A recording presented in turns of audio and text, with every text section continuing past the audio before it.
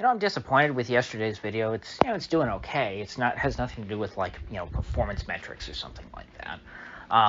I'm disappointed with my explanation. I was just thinking out loud yesterday, and I kind of my brain jumps back and forth, you know, from one step to another. From well, this means that, and then I don't. Sometimes when I'm discussing things and I'm thinking out loud, if it's something that I've already determined in myself to be true. I don't explain it. And so something that I just sort of jumped to the conclusion is that if the Federal Reserve crashes the U.S. economy, that's the end of America. That's a pretty big statement. Lots of countries have economic crashes. And just because their economy crashes does not mean that their society disintegrates. It does not mean that they're wiped off the map. It does not mean that you get regime change, although in a lot of places you do. But even if you do get regime change, it's a change of regime within the same country. It's not a new country. There's been a lot of talk about the Arab Spring lately. The Arab Spring was a season in which you saw a lot of regime change across the Middle East, which was largely spurred by a spike in grain prices, which made food more expensive, and it turned up the heat in a lot of societies that were built on relatively weak foundations, like Egypt and Tunisia. And all across the Middle East we saw regime change. But these countries, Tunisia, Egypt, they still exist. But then you look at two other countries where the Arab Spring contributed or kind of led to almost regime change, or it didn't quite make it there. Libya and Syria.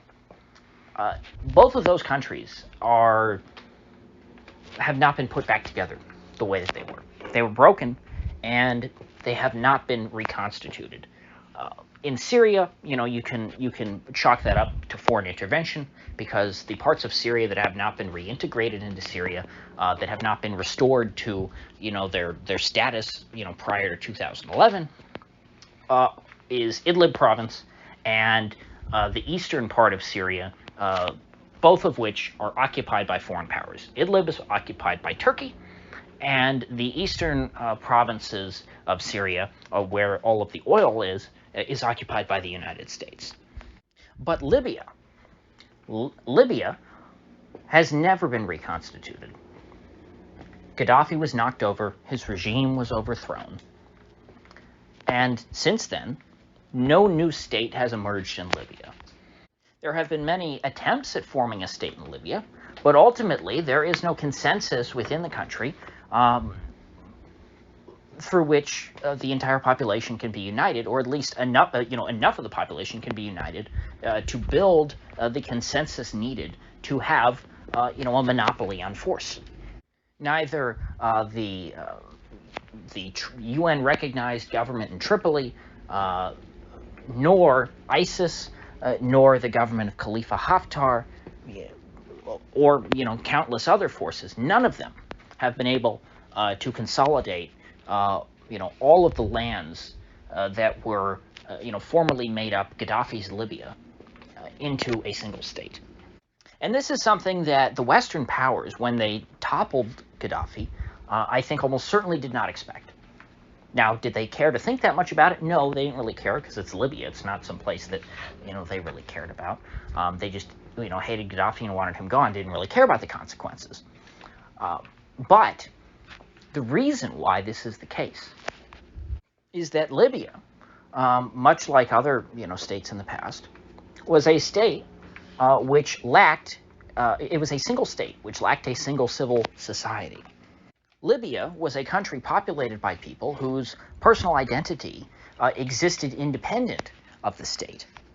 And so therefore, when the existing state was toppled, it was far from a foregone conclusion that a state with the same borders would be erected in its place. The same was true of Yugoslavia after the death of Tito. After Tito died in Yugoslavia, there was no unifying force. Yugoslavia was united by the force of, Tito's regime. And so even though, for a few years after Tito died, Yugoslavia did limp along, eventually, as the Cold War wound down and Western subsidization of Yugoslav communism faded, Yugoslavia just imploded upon itself. Yugoslavia went bankrupt, and once the federal state was bankrupt, there was no consensus on rebuilding a new federation in its place. The existence of the federal government of Yugoslavia was essentially nullified, and in its absence, you didn't find a collection of, I believe, 5 or 6 states? Let me think. It was Bosnia, Slovenia, Serbia, Croatia, Macedonia, and Montenegro. So I think that made 6. There was no consensus on, what a new government should look like. And so you have these different states, Croatia, Serbia, Slovenia, however. Slovenia was actually the first one to leave, who wanted to go their own way. They did not want to be tied to one another if they didn't have to. And so the collapse of the previous federal state presented an opportunity for the various states of Yugoslavia to assert their own interests. And this is something that you simply would not see in a place like, France or Germany. If Germany were to collapse tomorrow, you do not have, really independent German states which, have their own, strong identity outside of really Bavaria. And you don't have people within those states who generally have different political interests than the people, from the people in other German states. And so most likely, if the federal government of Germany were to collapse tomorrow, a new one would be erected in its place. There might be some differences, but generally, Germany will continue to exist for the foreseeable future, regardless of, any issues like that. Same can be true. It can be, same thing can be said about France. France has existed with the same borders, despite the collapse, the rise and fall of many, many regimes over the past few centuries. France's borders have remained fairly stable. And a significant reason why this is the case is that after the French Revolution, there was a overt policy of, I guess you would call it, Parisianification. The culture of Paris was essentially imposed across the whole of France. Local identities were expunged. You had what would today, by the international community, would be considered ethnic cleansing. And the result is that, a Frenchman from Bordeaux is no less a Frenchman than, a Frenchman from Paris or from Brittany or, from, Nice? French geography is not my strong point. I was trying to think of things that were, sort of equally spaced out. And so, it's taken me too long to get here. And so maybe, most of you have already clicked off by now. In fact, I know for certain that most of you have clicked off based off of the video metrics. But that brings us back to the United States. The United States does not have a common culture. It does not have a single civil society. It is very much a divided country. Always has been. That's why the United States was set up as a union of states, because we're supposed to respect the differences of the different peoples who lived, within the several states. Over time, state sovereignty has been eroded in favor of federal power, and that has created friction amongst the various peoples of the several states. And no, people don't, I'm not saying that this is all about, people have, some identity as, citizens of Massachusetts or Oregon or Texas or something like that. I mean, that does exist to a certain extent, but that's not the main issue here. It's not that these people have, identity, identify as citizens of a particular state. It's that people within these different states have vastly different cultures. Even if they all think of themselves as Americans, nobody realizes, until they look at national politics, that, whatever their culture is where they live, they think of that as American culture. See what I mean? Everybody thinks they're the real America. Even though, as you move across America, people in different corners of the country have fundamentally different values. They have very different ideas about history. They have different dialects. They eat different foods. The United States is culturally diverse, always has been. And so the culture war in this country is probably the easiest way to create conflict. It's the easiest way to agitate people and to turn them against each other. Starting a culture war in America necessarily means threatening any given individual's idea of, quote-unquote, the real America. Because to every American, everyone who sees themselves as an American, their unique, bespoke local culture is the real American culture. And so as the culture war has intensified over the years, people feel very threatened. And now they realize that these people in other parts of the country are different from them. Because they look at their culture and they say, that's not the real America. That's not like me. Those people aren't like me. Los Angeles, oh, that's not, that they don't act like Americans. Oh, New York, they don't act like Americans. People in Richmond, Virginia, they're not real Americans. All these places are very different. Even places that seem like they're on the same side. New York and LA are very, very different. But nevertheless, they're considered to be, on the same side of the culture war. But the only reason why we have two sides of the culture war really is because we have a two-party system. So everything gets, fractured into a binary choice. Except for gender, I guess. Gender is the only thing that isn't binary in the United States these days. So I've established that people across the country feel like their culture is under threat, and that, America is under assault from the inside. It's under assault, from people, in different places. If you live in a big city, you feel like, oh my gosh, all these people surrounding me in the countryside, if I just drive, 20 minutes outside of the city center, or maybe 40 minutes outside of the city center, I'm completely surrounded by Neanderthals, who want to kill me. And, the same is true for the Neanderthals who live out there in the hinterland. If they drive 40 minutes into the city center, they feel like they're completely surrounded by people who hate them, want them dead. And in fact, I've expressed a similar sentiment on this channel, although that dynamic, that analogy does not exactly work perfectly here in Florida, because there really is no hard line between urban and rural areas.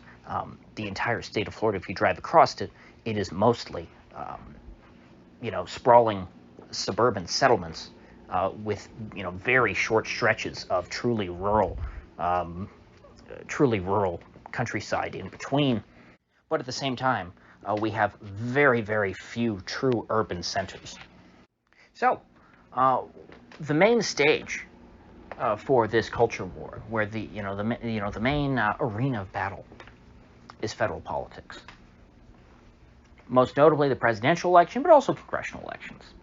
People pay less attention to state and local elections, although those are also important.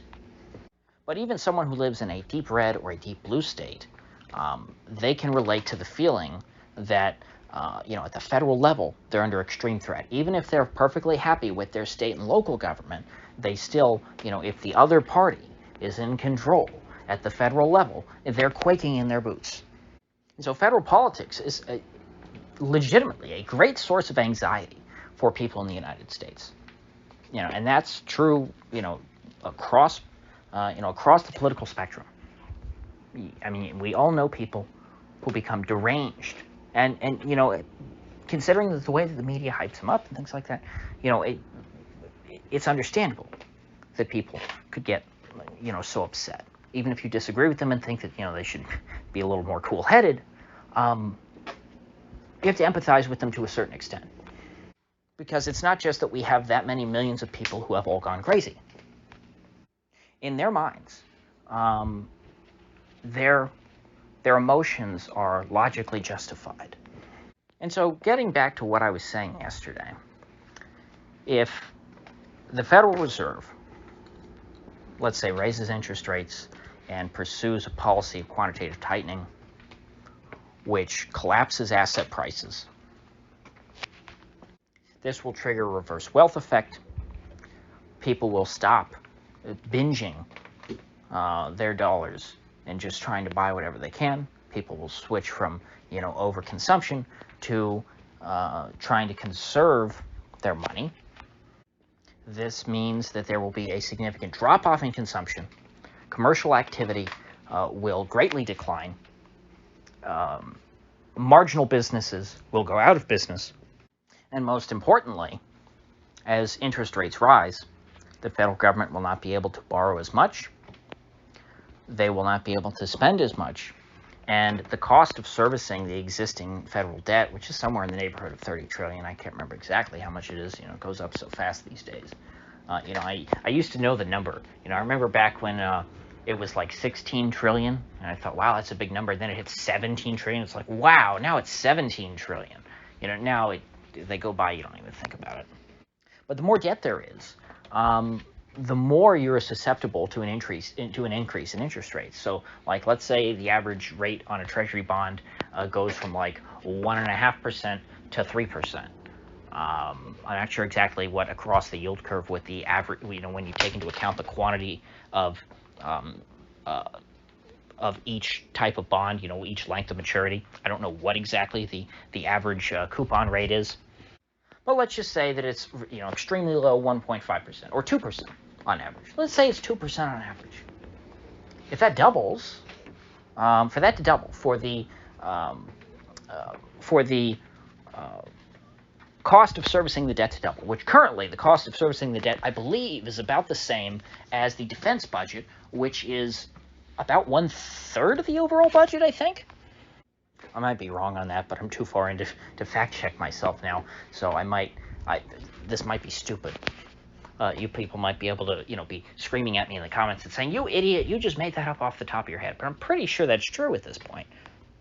If not, I'll post a comment about it and say, okay, I'm wrong. But it's still very, very high.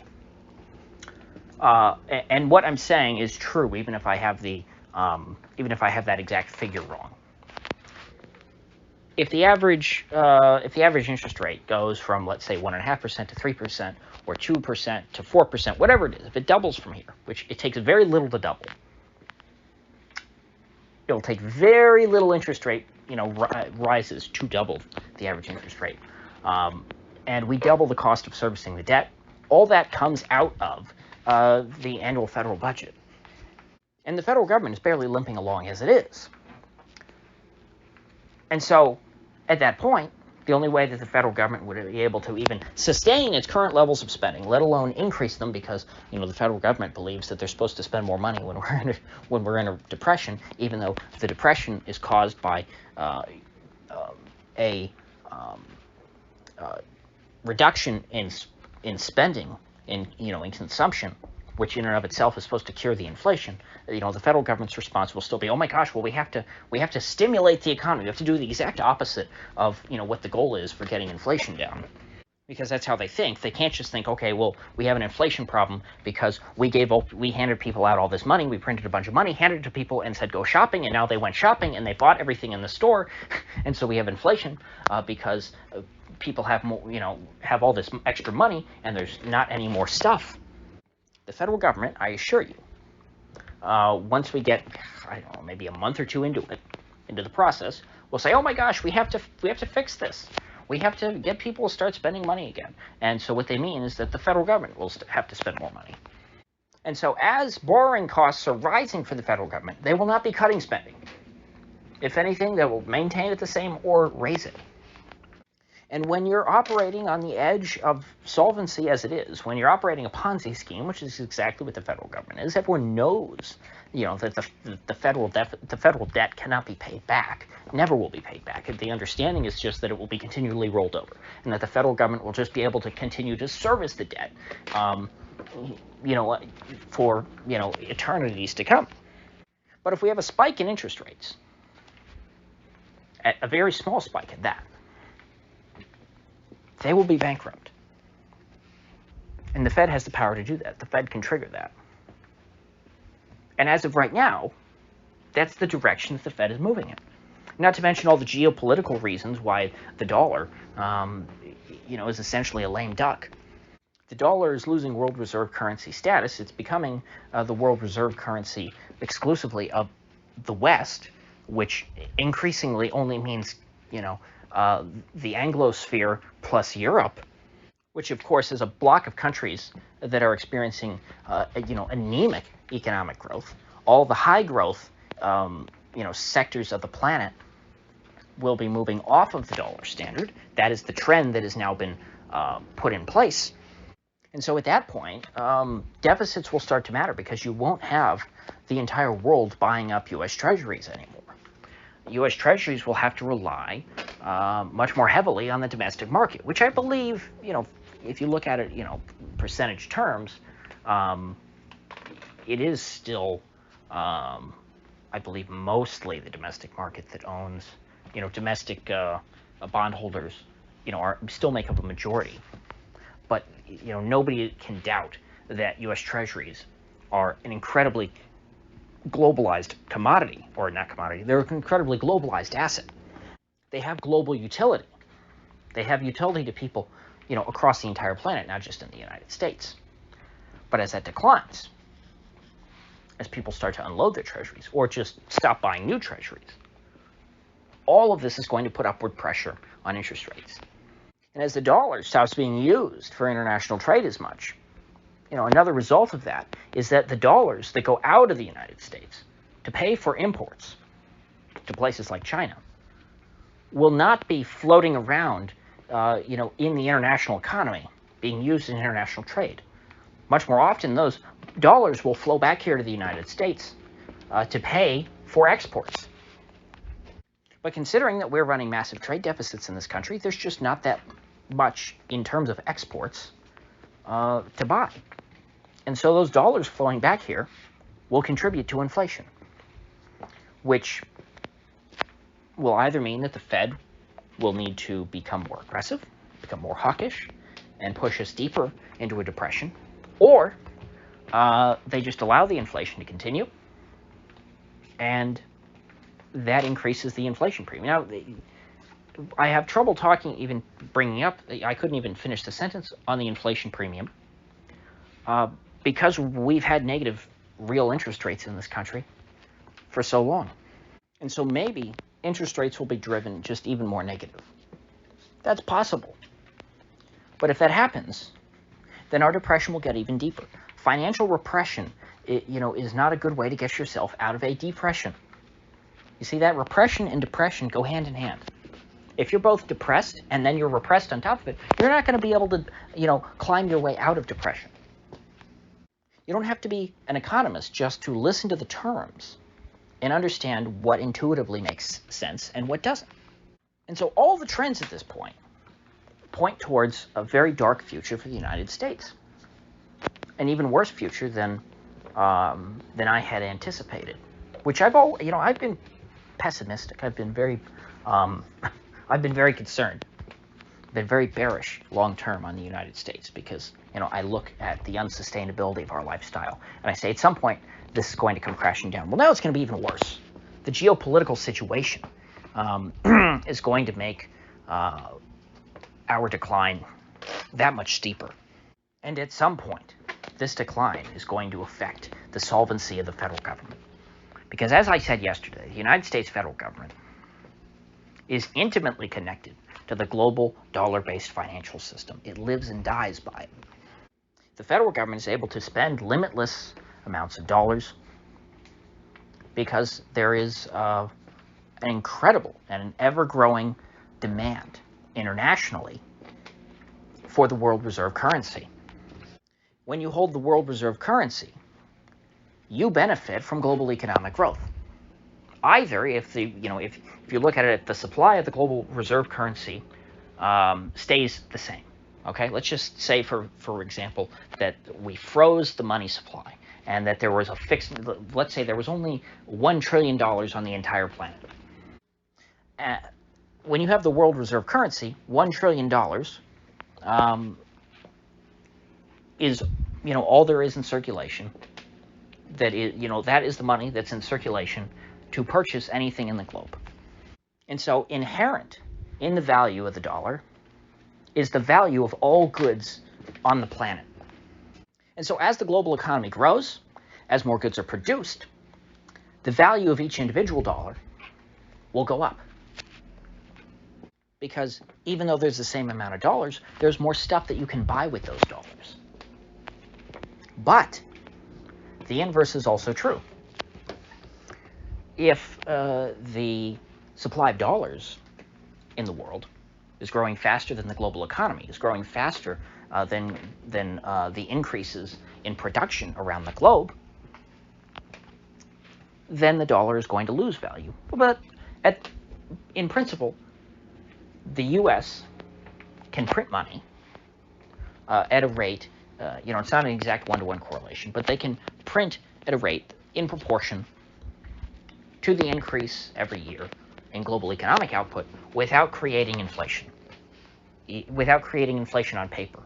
They are inflating the dollar. It's just you're not seeing prices go up. Now, every year we do see prices go up, so that tells you just how much they're printing. They're printing in excess of global economic growth.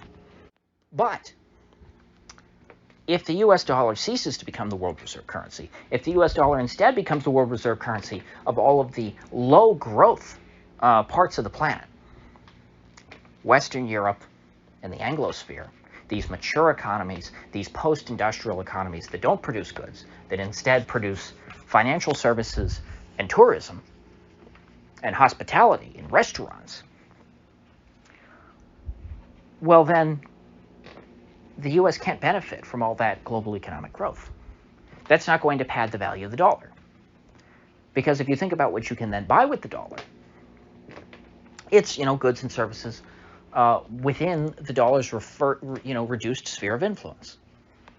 There will be a lot less that you can buy with the dollar, and the increase every year in goods available to be purchased in dollars, will be growing at a much slower rate. And so what all this points to is a decline in standard of living in the United States for consumers, a decreased borrowing power on the part of the federal government, which, itself has been subsidizing the lifestyle of Americans for many, many decades at this point. I guess really since FDR's administration, that's when the federal government really started around handing out candy to people. You had all the public works, make work projects. Of course, on net, the federal government during the Great Depression made people much poorer because they also had these policies of, food price supports to where, while people were literally starving to death in the United States, the federal government was buying up crops and burning food, specifically so that people would not be able to eat it. I mean, truly satanic stuff. In fact, I believe there was a Supreme Court case, maybe it didn't get that high, of a subsistence farmer who was either civilly or criminally charged by the federal government for exceeding crop quotas, even though he did not grow them to sell on the open market, which was, supposedly, being regulated by the great, Department of Agriculture. No, he was growing food to feed his family. And they said, no, you can't do that because there's too much food in the entire country. We've already reached our quota for how much, corn or wheat or tomatoes that we are going to grow this year.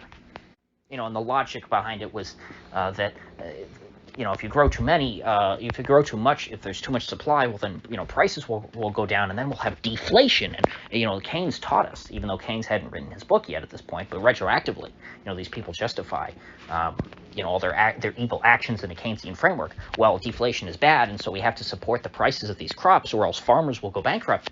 And so this man was, treated as an enemy of the state because he wanted to feed his family.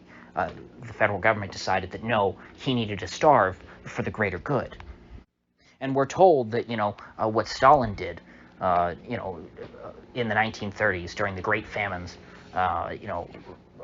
known as the Holodomor in Ukraine, and then they, just called, I think, the Great Famine in other parts of the Soviet Union. We're told that that was so uniquely evil when Franklin Delano Roosevelt was doing pretty much the same thing at the same time to, people, to a very similar class of people. But there I go getting off topic. So what I'm getting at here is that the American system is on the brink of collapse. And it's going to be ugly. It might not occur, within the next 2 months or something like that. This is a, process that, in order to reach its worst, in order to bottom out, it's going to take many years.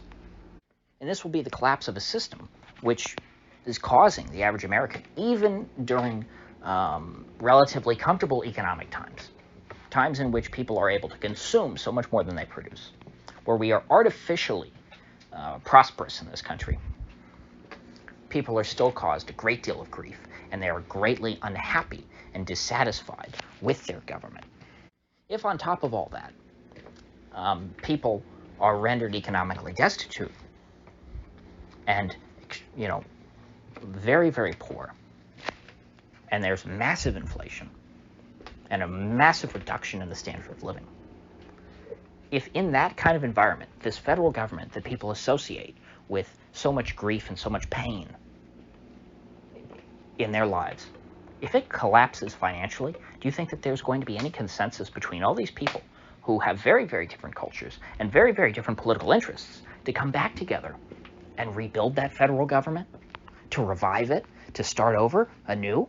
Do you think that if people could, if we snapped our fingers and the U.S. government disappeared, who do you know that would come back together to put it back in its place? And I mean seriously, that would unite with other people across the country, including people who they disagree with, people who are, politically different. Yes, we know that, one side or the other would say, well, yeah, we'd put it back together and we'd make it our way. Well, that's not an option when you have the rest of the country to deal with. The rest of the country gets a say in that. In that kind of environment, do you think that there won't be a Slovenia which pops its head up and says, you know what, guys, I think, I don't think I'm going to go along with, the new regime. I think I'm just going to, go it on my own. I think that it'll probably be okay. Do you think that the odds of that happening in the United States are zero? Do you think that the odds of that happening are less than 75%? Because all it takes is for one state in this country to say, you know what, I don't think we want to come back together and rebuild what we had before, to rebuild this system which had us all at each other's throats. All it takes is one for the United States to begin to formally dissolve. Because at that point, that will create a cascade. Once one state leaves, others will want to get out while they still can. That's exactly what happened in Yugoslavia. And that's exactly why Libya has never come back together and formed a new state. And there's lots and lots of states like this if you look through history. Hell, look at the British Empire. We think of Britain as just, the island of Great Britain, and some people who are more familiar with maps will understand that, the 7 counties in Northern Ireland are also part of the United Kingdom of Great Britain and now Northern Ireland. But at one point, the British Empire, like the modern-day United States, was massive and sprawling and had territories that spanned, of course, the entire globe. And when the empire became financially unsustainable after the First World War, yes, the collapse didn't happen immediately. Yes, it didn't break up, overnight. But certainly after World War II, when Britain was even more, financially indebted, when Britain finally recognized that they were going to be playing second fiddle to the United States, the colonies left. Britain had to give up its empire. And all that's left of, so-called Great Britain is Britain itself. They didn't even keep all of Ireland. the empire has had to retreat back into its core. And, you know, if you look at New England and New York, and of course Washington, D.C., you can see a future in which, you know, that part of the country might get along just fine with itself. You know, maybe Maine and New Hampshire, maybe they wouldn't be included in that. But there's certainly a core up there in the Northeast where the United States started that could, you know, band itself together and still function as a unified polity. But as far as the rest of the country is concerned, you think that everyone could unite with each other and say, okay, this is how we're going to do things from now on. And yeah, you know, we have to start from the bottom, but we're all going to work together to build back up. We're going to build back better our federal government after it's collapsed. No, if people have the opportunity, they're going to get the hell out. They're going to say, screw this. People in California, they're going to say, this is our chance to finally ban fossil fuels for good. You know, this is our chance to, legalize post-birth abortion. This is our chance to grab all of the guns. And they're going to do it. And they're going to say, you know what, we don't want to be a part of America anymore. You know, and the Texans are going to say, this is our chance to, you know, do whatever we want, too.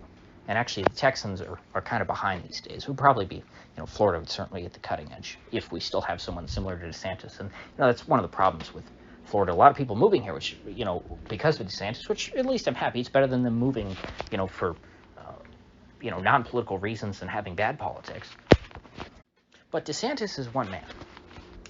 And the rest of Florida's politicians, they're very much a mixed bag. And the people who have power in Florida politics are generally pretty awful people. And that's true in red states across America. And I don't want to get off on a tangent talking about Florida, Texas, and all these things. But all I'm saying is that it's far from a certainty that Florida will continue to be at the cutting edge. But if it happens within the next 4 years, while DeSantis is still governor, then I think there's a very good chance that we could lead the way. And so, you know, we're approaching the 40-minute mark. And so I do want to wrap things up. I do want to summarize a bit. So in closing, the United States is a house of cards. It's not a viable political entity. If you were starting from scratch, no one would create the United States as it exists today. It's suboptimal. People, no matter what their politics are, would like to be governed by people who they recognize as their own people, by people who they can relate to, by people who they feel like aren't trying to destroy their lifestyle. And that's exactly how Americans who have any opinion about politics feel. No matter what their politics are, they feel like that there are people on the other side who are fundamentally trying to, destroy their way of life. And so if people have the opportunity when they feel that threatened, they're going to try and build a new political structure in which they feel safe. It's that simple, It's not fun. Our politics are not fun. They suck. And so this is the silver lining of a total collapse. The total collapse, which, by the way, is inevitable. Our economy, as I've detailed in the past, has no solid foundation. We exist at this point purely upon the basis of the exorbitant privilege guaranteed to us by our world reserve currency status. And so we have a fundamentally weak economy. If we lose our advantages, if we overplay our hand and think that because of our advantages that we're invincible, and, for example, get ourselves sufficiently deep in debt to erode that advantage, any of these things could collapse that fragile system. And so what would need to be done if the system collapses is hopefully you would want to rebuild an economy with better foundations, an economy that is, rooted in savings and investment, in organic economic growth, in production preceding consumption. That's what must be done in order to rebuild America, in order to get better from here. Things only get worse. That's something I realized a few years ago. things are going to keep getting worse until we hit rock bottom, and only then are we going to be able to start rebuilding. But the problem is that you're not going to have a consensus to rebuild America as it is currently constituted. America will have to be reconstituted in order to begin the process of rebuilding. As long as we remain in this current state, as the 50 states are united, or and it's not that you have to break up the 50 states. You could just reconstitute the federal government, but that's not going to happen either, because that takes even more commitment. It takes an immense amount of agreement and understanding amongst people and respect, and that's just not going to happen. We're not going to have a constitutional convention in this day and age. At least we're not going to have one that's accepted by people. And so, the only solution is for those who feel that they are, fundamentally threatened by other people to go their separate ways, so that they can begin to rebuild on their own, in their own way. And then in the long run, once this process begins, we're all going to be much better off. And we could even be friends, because, we'll no longer be, threatening each other, and we'll all have, better lives, a better society, and better economies. And so once you hit rock bottom, things can only get better from there. And so that's, the main reason why I have so much distaste for the Federal Reserve and for Jerome Powell and his cowardice, is that the longer they kick the can down the road, the more they delay the inevitable, the harsher the crash will be, and the longer before we can rebuild. And Jerome Powell, he's an older man. Maybe he thinks that he can make it to the end of his life. I don't think he can. I don't think he's that old.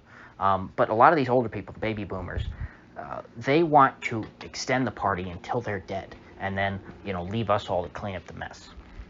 They don't want to take the medicine during their lifetime, and so they're delaying essentially when I can begin, building my life. Because I've been looking at all this, since around the time I got into college, I think, is when I really realized a lot of these things about the nature of our economy. I'm not going to be able to really build my life. It's not that I'm doing nothing. It's not like I'm sitting around, not working or anything like that. It's that I realize that I'm not going to make positive progress on net, because I know that when the crash comes, I'm going to be so deeply impacted that I will be, no matter how much I advance in my life until then, I'm going to be starting from near the bottom. And so I want to start over as soon as possible. I want to take my medicine now, For example, I don't want to be like having kids and then the crash comes. You want to get this over with, You want to get your struggles away, out of the way earlier in your life. And so delaying the inevitable is just excruciating from my perspective. And so it's not that I'm cheering on the collapse, of America. If you had asked me before I, started to think about all these things deeply and made all these connections in my head, if I heard myself talk, I would think, oh my gosh, what a terrible person. They want America to fall apart. No, it's not. It's that it's going to happen, and I want to get it over with. It's not that I want to tear down the building just because I've condemned it. I'm not the one. My words are not what condemned the building. The structure, the loss of integrity, that's what condemned the building. I just recognized that the building is condemned. The building is condemned to destruction, whether I say it or not. And so with that said, I will see you folks back here tomorrow.